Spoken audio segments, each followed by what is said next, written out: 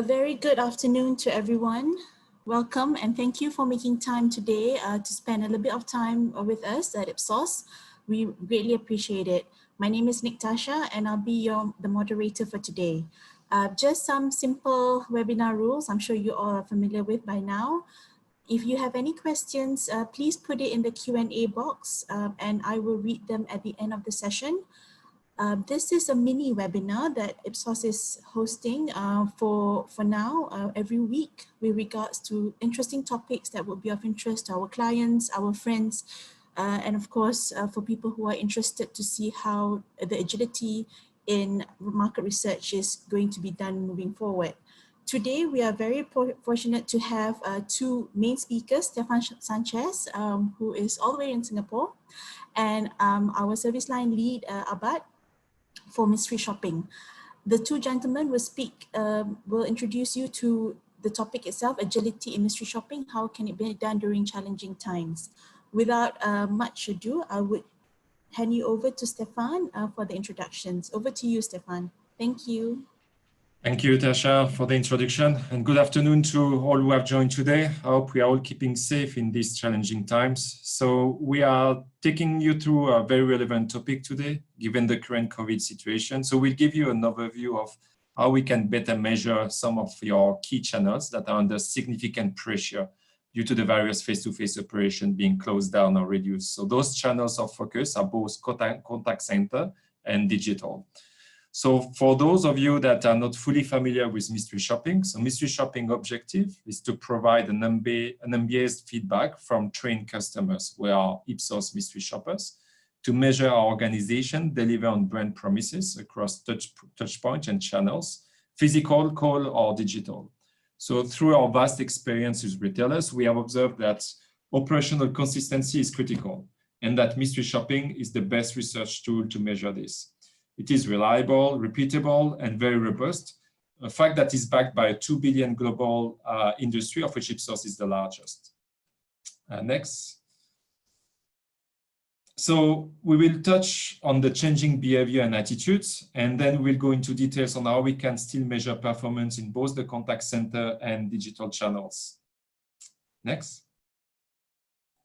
So you are all aware and have noticed in your respective professional and personal life that there are changing priorities, attitudes, and behavior. So of course, needs still exist. However, the fulfillment of these needs have changed given the current situation. So the almost autopilot approach to the purchase decision process has changed for several categories, now more conscious and cautious in spending. So the pressure of non-face-to-face channels is huge. So contact centers and digital channels are close to breaking point for some brands. They're actually already broken. So we can see a lot of content and discussion on social media at the moment where there is a lot of negative sentiment toward the service delivery from many brands in Malaysia. So it's critical during this time where many brands are being overwhelmed by requests through their call center or online channels, which create a high level of tension on their system, processes, and more importantly on their employee. That brands ensure that the experience delivered is still as per the promise, so critical as it can break the relationship. Next. So, as just said, customer experience still matters. It provides brands in Malaysia the opportunity to provide reassurance to their customer that in these uncertain times, they are here to support them. So there are three key areas to focus on in the current situation. So the first one is understand. So there is a need to redesign services for those not at ease with online shopping, adding online support, feedback mechanism, and handholding such customer. So assuring transaction safety matters. The second one is adapt. Search in online shopping requires brand to adapt accordingly and quickly. Operationally, efficiency and new partnership matter. And lastly, anticipate. So crisis can lead to long-term changes in the nature of brand-consumer interaction. So listening and responding to the customers needs to put brands on the stronger footing. Next. So COVID aside, what should we be focusing on digital? Well, as you can see, year on year, there has been a marked increase in digital growth across the globe. So this has been the trend since record began, and it will only keep increasing as more and more consumers are changing their purchasing habits. And we can see an increase in adoption for digital channel post-COVID-19. Next. So if we take a look at the impact on global retail sales, for example, they reached $3.5 trillion in 2019 and equated to over 14% of the retail sales globally. So pre-COVID-19, this share was set to increase to 22% by 2023. However, I can imagine with many places in lockdown, this figure is set to be surpassed. I know, for instance, that I'm already contributing very significantly, like you maybe are, to this growth in numbers. Next. So similarly, if we look at the contact center, market is still expanding very fast. And again, COVID is putting significant pressure on this channel, especially as many brands have wind down their contact center capacity. Next. So I'm going to hand over to Abad now, who is going to deep dive a bit more on how mystery shopping can help in these current times.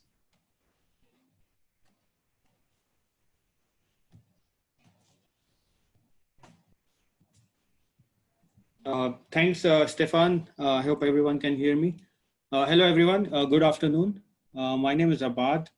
I hope you are all safe and sound, and thank you very much for joining us at this short webinar.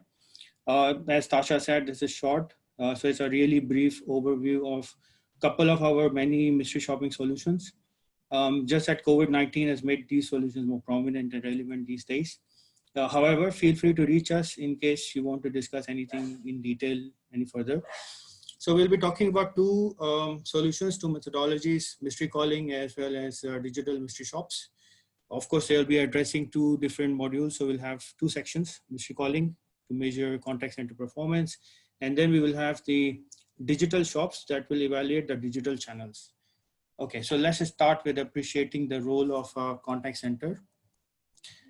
Okay, so these are a couple of examples of contact centers.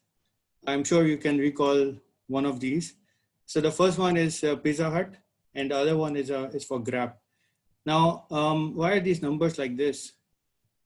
They're easy to remember. See, 1-388, 25, 25, quite easy to remember, and toll free. And the answer lies in customer experience. It's all part of the brand's effort to making and creating easy and effortless customer experience. Pizza Hut has made it a bit more further. So they say in Malaysia, you need 2 squirrels to order from Pizza Hut. So that they are making sure that it sticks to the minds of the customers, right? So customer experience journey goes beyond just the number. Companies make immense efforts to ensure that customers are given easy and effortless experience by their contact centers and other touch points. But this is just a starting point. So they make sure that the journey continues when a customer gets in touch with the contact center.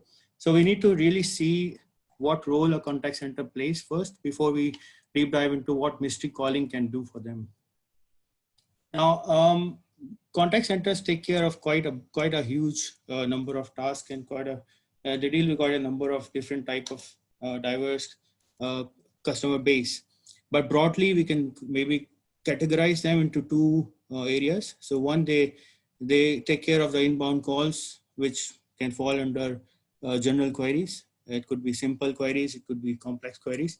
Simple meaning maybe they're asking for a branch address or maybe opening hours of the branch.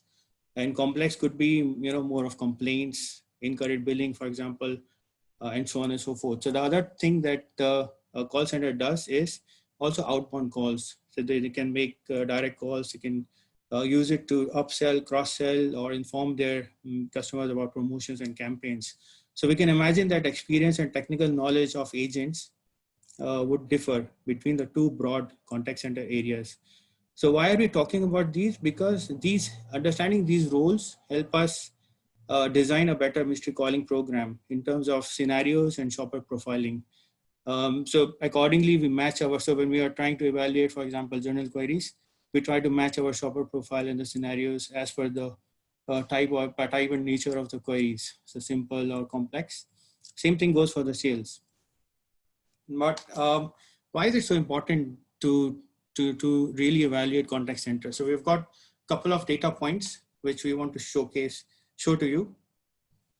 And they are quite eye-opening. So one of the research that we conducted at Ipsos, we found that almost half of customers who had a poor call center experience were dissatisfied with how their issue was addressed.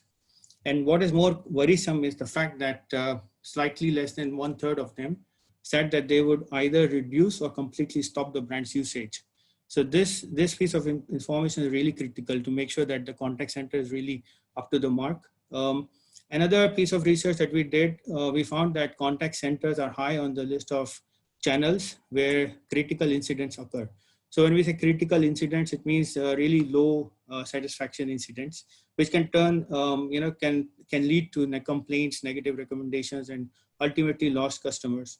So simply put, poor agent performance can lead to customer churn, especially in these COVID-19 times. Role of contact center has increased multifold.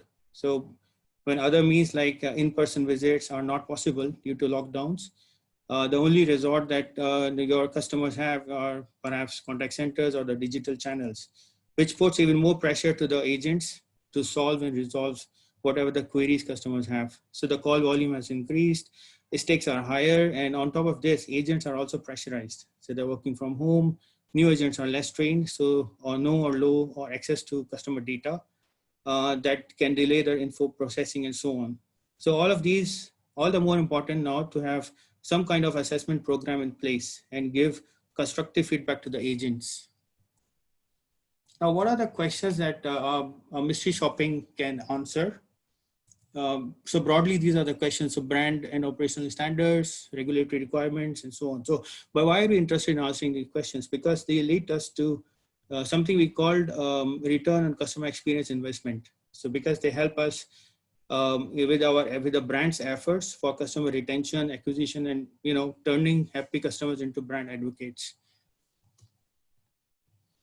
But we need to also understand there are multiple ways to evaluate call center performance, and these are some of these. But each one, as you can see, has got its own limitations and its strengths as well. So customer experience, for example, VOC surveys, they cannot ensure compliance details and logistical metrics such as on holds, transfers, minutes of waiting, and so on, simply because our customer may not have given that much attention to the details when they called, and there might be a lag between the time they called the call center and the time when we took the survey. So they may not remember. So these, some of the things that can be missed by VOC type of research. Same thing goes for call listening, operational metrics, and cloud-based analytics. But mystery shopping, as you can see, mystery calling covers all of those metrics. And there are a couple of things that we do much better. So for example, mystery shopping is the only methodology that can ensure that a predefined inquiry type is put in place. We can't control this when we do VOC or call listening scenarios, but we can definitely control it when we do mystery shopping calling. So the other thing that we can also do, which is a key differentiator for mystery calling, is we can do competitor benchmarking, right? So it's very important that we keep this distinction in mind. So let's move on to quickly on what kind of typical checklist that we usually cover. So on a business question, customer experience, we cover customer experience where shoppers assess whether the whole experience was worth it as a customer. We observe greetings, using names, no jargons, tones, no rushing, and so on and so forth. So that's where the customer experience comes in, politeness and friendliness of the agent. The other thing that they are supposed to be doing is the agent's ability to sell. So our shoppers are given predefined scenarios, including complex questions. Idea is to check the knowledge of the agent and their ability to talk about certain features, highlight benefits, or maybe even answer a difficult question. We also create confronting scenarios where shoppers would challenge the benefit claims and see how the agents keep their cool and answer the questions intelligently. So the other thing that we also can do within mystery shopping in a typical checklist is compliance with guidelines. So the agents can use the guidelines that we have internally. A lot of companies have got the SOPs, SLAs, brand guidelines, and marketing guidelines, including regulatory rules. For example, compliance with customer privacy, disclosing all potential options to customers to choose from, not misrepresenting information and so on.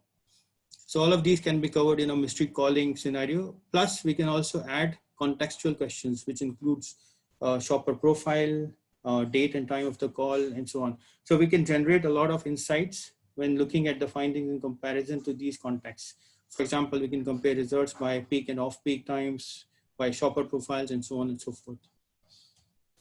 In COVID times, these are the challenging times, and some of the checklists that we can, these are some of the things that we can also use to see to see how we can evaluate the contact centers during these times. And the main thing that we would suggest to have is first-time resolution, for example, areas of compliance where home-based agents are able to support. Are agents giving attention to vulnerable customers, such as older customers, and how well are they doing versus other organizations? So we'll move on quickly to how we can help. So these COVID-19 lockdowns, during these lockdowns, capacity in contact centers is really scaling down. As the staff is unable to reach office due to lockdowns or health reasons, companies are facing logistical implications, which means they may have negative impact on customer experience. As Stefan was also saying, in social media, we're seeing a lot of negative comments regarding touch points, including contact centers, customers not able to reach or not able to fulfill their queries or requests online. So internal capacity, so if companies are doing internal call listening, they may not have the capacity to do so anymore. Or maybe they have scaled down compliance monitoring. So this is a challenge for all sectors, especially for those that require strict compliance, such as banks and financial institutions. So mystery calling can help in these times and share the results in an ongoing manner. Ipsos mystery calling is a quick to launch, cost-effective method where data is collected by pre-profiled mystery callers. We can follow predefined scenarios from simple to complex, including COVID-19 related queries and general ones. Okay, so this is in short what mystery calling can do, and we will just wrap it up with a case from a transport sector. So one important, so this is a study we did for a mystery calling study we did for a major transport sector company. So the main focus was first call resolution, FCR. And one step further, so not only is important that your agents are able to resolve issue in the first call, but also to personalize the approach. But personalizing means they need to know more about the customer, and so the technology behind makes a lot of sense. They need to have up-to-date systems at the disposal of call center agents, and their ability to utilize them fully, efficiently, and appropriately. So we designed a mystery call program with scenarios in a way that should have allowed agents to first achieve FCR and also let them personalize and assess these metrics. The key pain point that we pointed out and was given was that there wasn't a flow from IVR system to the customer database. So our client was really able to appreciate these findings and take action on these. So this was a quick overview of mystery calling. Let's move on to mystery shopping in digital channels. Okay, so digital channels, as we mentioned earlier, it refers to all the ways like web forms, emails, chatbots, social media, Twitter, Facebook, mobile apps included, and a lot of people are now using it. All the channels that are digital in nature are included here. So we will explore the growing importance of digital channels and how we can mystery shop them. Now, outright speaking, when we saw earlier, there was a global study that showed that there's an online shift in purchase from offline to online purchase. Now, people are doing a lot of search online, purchasing online, ordering online, and getting them dropped at home or picking up in the store. And COVID-19 has just fast forwarded this shift. But what has happened along with this shift in purchase from offline to online is that it has changed the purchasing habits. It has also changed the expectations of customers. So on the right, you can see customers expect search to be relevant and accurate, order to be processed as accurately as possible and delivered as accurately as possible. transaction to be secure with a diverse choice of payment, delivery date to be mentioned, and keep them informed of where their package is. So all the customer expectations are also changing along with the purchasing habits. So now we know how e-commerce works. Online sellers strive to come to the first ranking page, as customers also most likely to purchase from those. So one way, apart from making marketing efforts, is to have good customer reviews to be on the first page. So it's very important even now to make sure that the customers and their reviews are appropriate, and so customer expectations are met.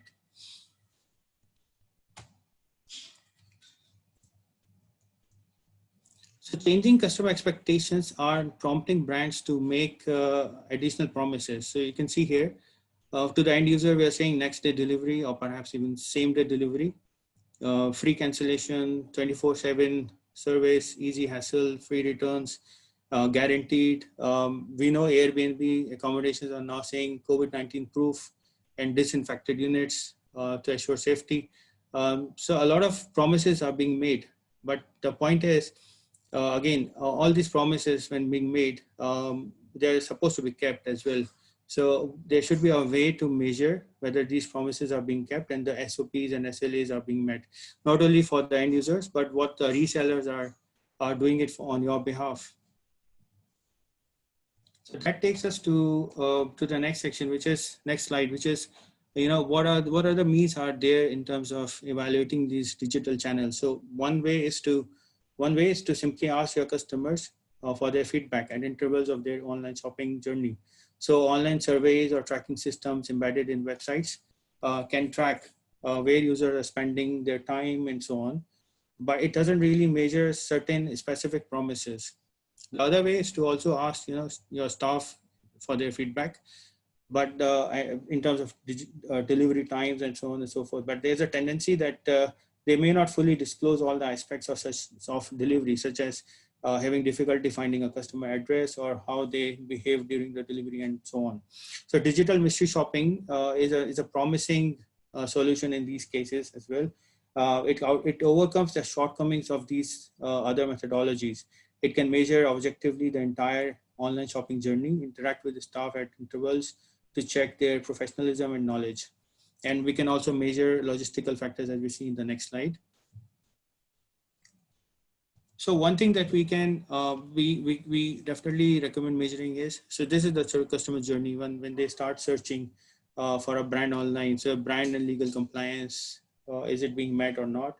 Then when they get in touch with the human or AI communication for any questions or queries, are they being answered properly in a timely manner? We also check whether ordering and payment is smoothness, the handover between the payment gateways is smooth, authentications are active, and so on. We also check finally whether the products are being delivered as accurate as per the specs or not. The time of delivery, non-contact or COVID-19 specific delivery procedures, like having a distance. Then soft skills of delivery personnel and so on. So we go through the whole journey. Our shoppers are recruited and they go through the whole journey of this online order. We also have scenarios where we deliberately raise product related objections and apply for return and refund and see if there's any breakup in that process or if it is working properly. So let's go through the typical checklist for a digital mystery shopping scenario. So again, customer experiences. Are we meeting those experiences? So ease of access to the website or mobile app, intuitive navigation, not so technical. It shouldn't be, because a lot of customers, non-tech savvy customers who used to go to the branches are now going online and making online purchases. So they're not tech savvy. So we need to make sure that they are able to understand whether their search results are showing the relevant products, pricing comparison versus competition, and so on. Again, as we saw earlier, 24/7 is a promise that they are making. So we need to make sure that this promise is being kept as well. And the system is actually available and working, and emails are responded to in time and with correct info. We also measure transaction execution, such as whether missing step or to restart the process, upload processes in prior information, and so on and so forth. So a lot of contextual questions again are answered. So demographics, financials, willingness, scenarios, simple or difficult scenarios. And we can again have insights based on these contextual differences as well. So the way we do in the tool that we use is when our shoppers go through the whole journey of all these digital customer experience, we use some tools like Screencast-O-Matic that can capture the screen and the other, and they become part of the recording and reporting deck. So we will go to the next slide, which is more of a case study for an e-commerce service delivery. So let's have a look at this study. For a major online retailer, we created a digital mystery shopping program to see whether their online order offline pickup service was in any way differentiated from their competitors. Mystery shoppers created an online shopping basket, same for client and same for the competitive brand, ordered it, made the payment and picked it up, and then told us about the experience. So our shoppers went through the whole journey from account creation to basket pickup and captured different metrics. And the metrics were related to ease of creating login and basket, ease of finding the predefined products, acceptability of replacement products, payment experience, availability of pickup slots, pickup experience, and so on and so forth. So in Malaysia also, we know that Aeon has got this service. You can order offline, go in and collect your basket and make the payment. As an insight, as a key insight, a value-added insight, what we gave them is, first, we told them that there's no differentiation between them and the competition. And as a value addition, we gave them our driver analysis, where to tell them exactly where to focus for a highest, to create highest differentiation in their offering. So this, in a nutshell, was mystery calling and digital mystery shopping. Very quickly, as we saw earlier, we'll be going through it. It's a mini webinar, so we would have been gone through it very quickly in this case. So about Ipsos mystery shopping. Now, briefly, Ipsos is one of the largest global market research companies in the world. We offer a range of research solutions for our clients, and we are also the largest mystery shopping. We have the largest mystery shopping practice globally, and volumes speak for themselves. As you can see here, globally we conduct more than 1.3 million mystery shops, including digital, telephonic, face-to-face, and other types of mystery shopping. In Malaysia, we've been here for the past since 1997, and mystery shopping is part of our practice. Now, why Ipsos? We are the largest, and we can scale your programs easily across geographies. And we have got a lot of experience, global as well as local experience, for contact centers as well as digital channels. Okay. I'll pass it on to Tasha. Thanks, Abad. And thanks, Stefan, earlier. I hope that was a quick snapshot with regards to what we do in terms of mystery shopping and how the agility of the tools that we have has shifted during these times of challenging times and new times, actually, to the new world, the new normal. I will now look at some of the questions that you have posed in the Q&A. If you have any more questions, please do pose it in the Q&A. If not, please, I will be more than happy to address any of your queries after the webinar and beyond. Okay, we have one question here, which I think Stefan would be the right person to answer. When you mention about the mystery shopping, you are referring to the business who have set the hotline and customer agent. Is that correct? Stefan, do you want to take that question? Yeah, sure, I can. And again, whoever asked the question, if I'm not answering the question, please just let me know. Yeah, so mystery shopping can cover a vast array of, I would say, of different channels. So it can be, depending on your business, it can be actually, let's say a bank, it can be a branch, so a physical retail. It can be a call center, it can be a digital channel. So depending on what your business is about and what are the channels that you're using, mystery shopping can basically be used throughout these different channels. The way of doing it will be different, of course. The hypothesis and of course the objective might be different, but basically you can leverage mystery shopping whatever the channels your business is using. Hope that was the question. Okay, thank you, Stefan.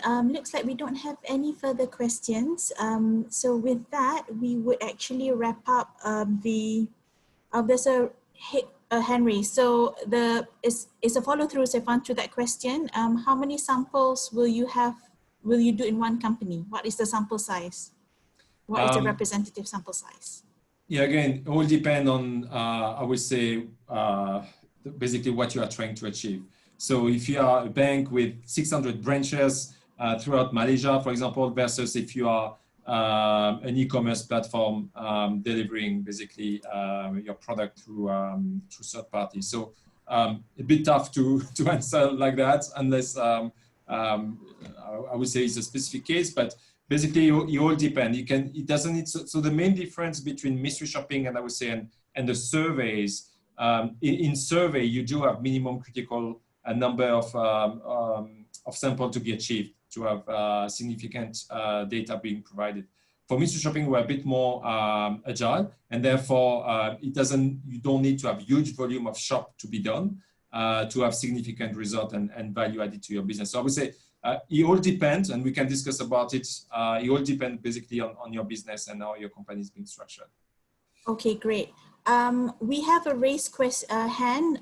So if one Nadira, one Ismail, we're going to open the mic for the question. Is the mic open for one Nadira? Hi, one Nadira, can you hear us? Okay, no worries. We'll go on to the next question in the Q&A, and we'll get back to one Nadira shortly. In terms of, do you think the stigma in shopping of the consumer changing? Do you think the stigma in shopping of the consumer is changing with the COVID-19? So has the consumer shopping habits changed with regards to the COVID-19 in Malaysia? Yes, Stefan, I think for that one, I will answer it. Yes, okay. Definitely it's changing in terms of behavior. We do have a portion within the organization that focus on behavior changes and behavior habits, which we are monitoring for certain clients. So if you're interested in that, please do reach out to myself after this call. But yes, we do. And the shopping habits is definitely changing, not to mention how the volume of the shops, the volume of understanding on how shopping is in Malaysia and as well globally is changing as well. Okay, so the next one is, what are the methodology and analysis tool used for the mystery shopping by Ipsos? Abad, I will leave it to you to answer this one.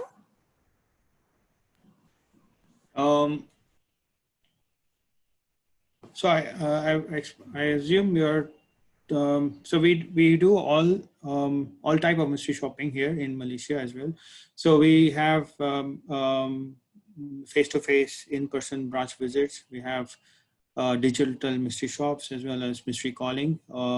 In the globe, we also have micro shopping, and the tools that we use, we partner with Shopmetrics for data collection as well as reporting and dashboard.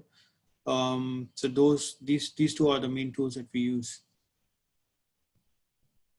Thanks for that, Abad. And we will go back to one Nadira, if you can hear us now, and I hope we have unmute you as well, one Nadira.